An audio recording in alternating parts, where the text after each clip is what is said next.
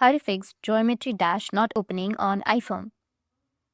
So if you want to fix geometry dash not opening on your iPhone, then what you need to do is first, you just need to simply open up your settings. After opening your settings, you need to scroll down, go with general. Now from general, you need to scroll down and then you'll find background app refresh. Tap on it. And from the background app refresh, you need to just go and turn it on. Go back and then here you will have your geometry dash. You need to find it and make sure that the option is turned on.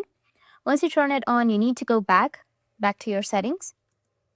And then again, scroll down, go with general, go with iPhone storage.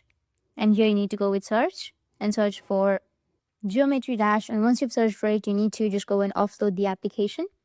You'll find offload right here. Once you offload the application, you need to again go and reinstall the app. After reinstalling, restart your device and your problem will be fixed.